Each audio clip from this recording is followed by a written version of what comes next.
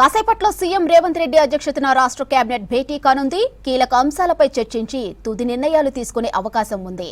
విద్యుత్ commission report, Kaleshwaram vigilance report, NDSA నివేదికలపై చర్చించే ఛాన్స్ ఉంది.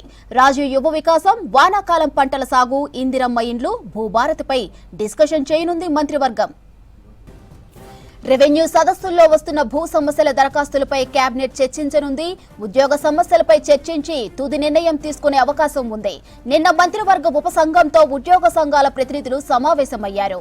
ప్రభుత్వ ఉద్యోగుల సమస్యల పరిష్కారం విషయంలో రాష్ట్ర ప్రభుత్వం సానుకూలంగా ఉందని కేబినెట్ సబ్ కమిటీ తెలిపింది. ఉద్యోగులకు సంబంధించి 5 డిఏలు పెండింగ్ లో ఉన్నాయి. 1 లేదా 2 డిఏలు ఇచ్చే అవకాశం ఉందని తెలుస్తోంది. ఇటు అవుట్ సోర్సింగ్ ఉద్యోగులపైన చర్చించే అవకాశం ఉంది. హ్యామ్ రోడ్లపై కేబినెట్ లో చర్చించే ఛాన్స్ ఉంది.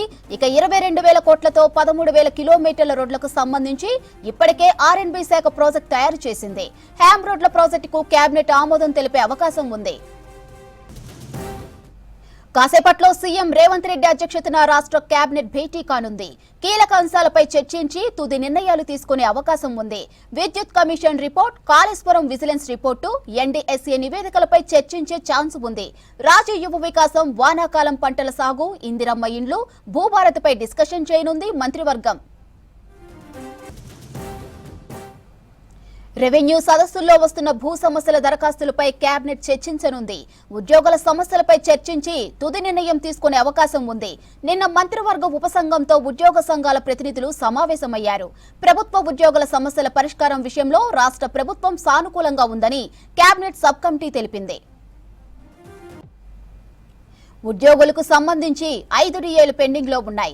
1 లేదా 2 డిఏలు ఇచ్చే అవకాశం ఉందని తెలుస్తుంది. ఇటు అవుట్ సోర్సింగ్ ఉద్యోగులపైన చర్చించే అవకాశం ఉంది.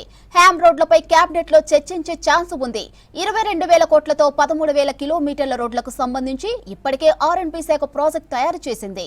హ్యామ్ రోడ్ల ప్రాజెక్టుకు కేబినెట్ ఆమోదం తెలిపే అవకాశం ఉంది.